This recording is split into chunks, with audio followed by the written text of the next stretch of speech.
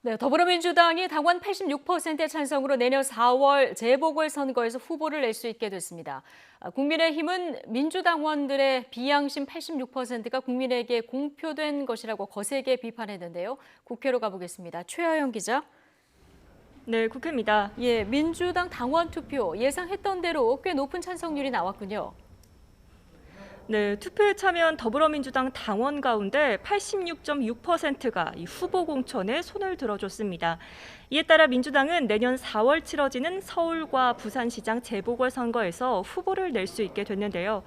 이번 선거로 민주당은 선출직 공직자의 중대한 잘못으로 이 재보궐선거를 할 경우 해당 선거구에 후보자를 추천하지 않는다는 당원을 고칠 수 있게 됐습니다.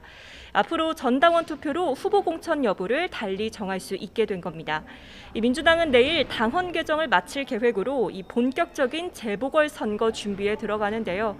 이 민주당 이낙연 대표는 당헌 개정에 대한 비판을 의식한 듯 거듭 사과했습니다.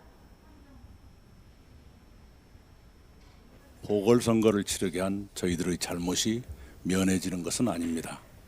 서울, 부산 시민을 비롯한 국민 여러분께 다시 한번 사과를 드립니다. 피해 여성께도 거듭 사과드립니다.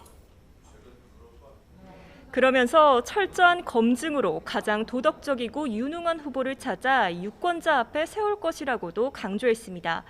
하지만 이를 두고 야당에서는 비판이 거셉니다.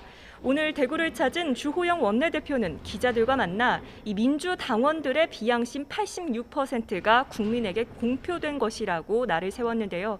아침 회의에선 조변석계라는 비아냥도 나왔습니다. 들어보시죠.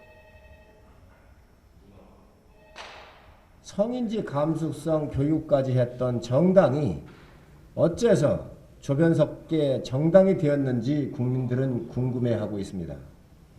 표만 되면 공정도 정의도 윤리도 국민도 없는 정당입니다.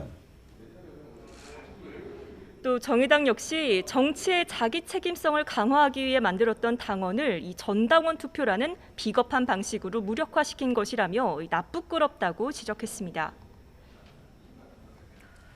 네, 이런 가운데 어제 당과 정부 청와대가 재산세 완화 문제를 두고 논의에 나섰는데 결론이 나왔습니까? 네, 아직 어떻게 하겠다 이 명확한 결론은 나오지 않았습니다. 어제 당정청 회의에서도 이 정부는 재산세 완화 기준을 이 공시지가 6억 원으로 해야 한다고 주장했고 이 당은 9억 원을 밀어붙인 것으로 전해졌습니다. 이 의견이 좁혀지지 않자 일단 공시가격 9억 원을 기준으로 하되 이 가격 구간별로 세율 완화폭을 다르게 하자는 절충안이 나온 것으로 알려졌습니다.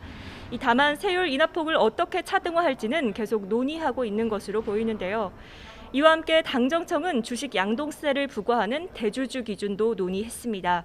현재 10억 원인 대주주 기준을 이 3억 원으로 강화하는 정부 정책 방향에 대해 민주당은 2023년까지 유예하자는 입장을 전했습니다. 이 대주주 기준 강화로 매도 물량이 쏟아질 경우 이 주식 시장이 흔들릴 우려가 있다는 이유 때문인데요.